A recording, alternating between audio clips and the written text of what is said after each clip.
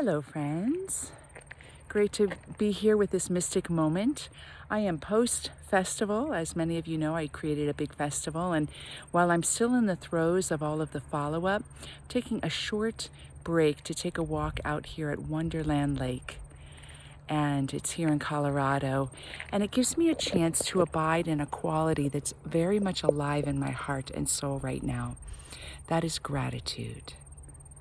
I'm so grateful for the powerful experience that was had this last weekend.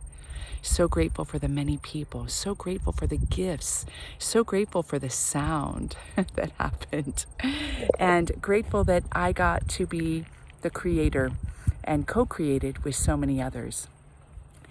And it gets you thinking about gratitude. You know, there's a lot of writings out there about the quality of gratitude, about its importance in our own healing and transformation process. Many leaders in the realm of self-empowerment and self-realization say that gratitude is actually key to our realizing our potential. And if you look back, there's a philosopher, Cicero, a Roman philosopher, who says that gratitude is the parent of all virtues. So it seems pretty important, doesn't it? If you were to define gratitude, how would you define it?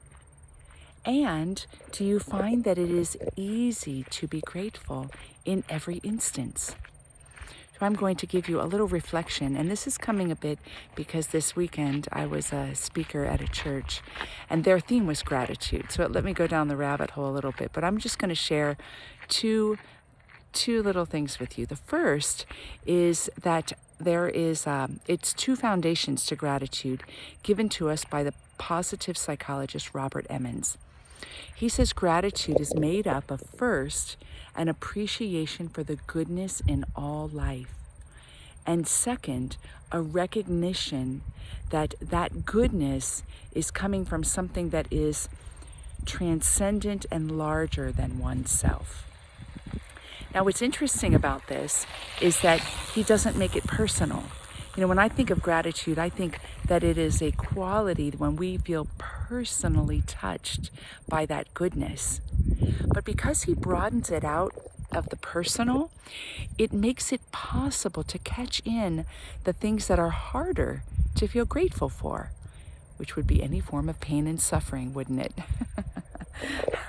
So when you think of gratitude, how can you define it in your life? How could you step into it with greater abandon?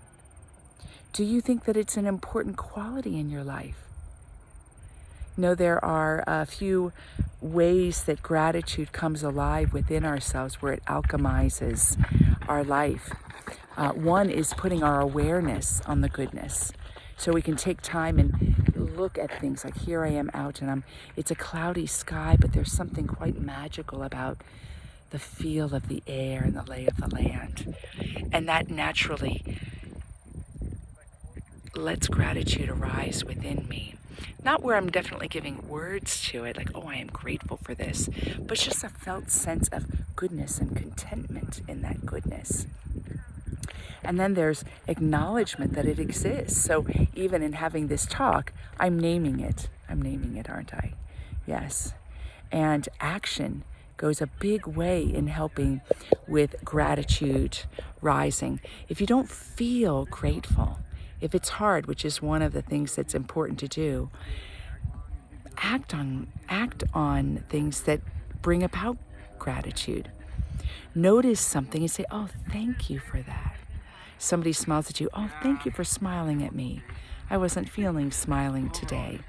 There are so many simple ways that we can act on it.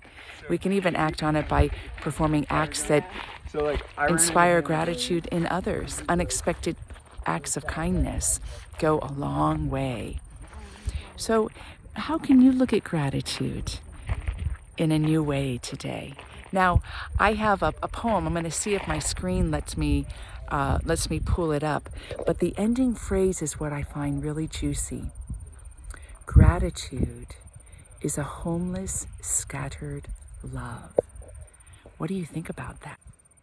So I couldn't I couldn't pull that screen up with that poem. I'll put the poem in the write-up.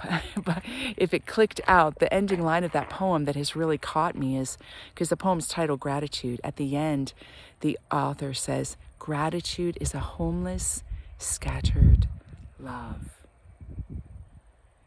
Meaning that when we are grateful, our center point, our anchor point, is everywhere and nowhere at the same time.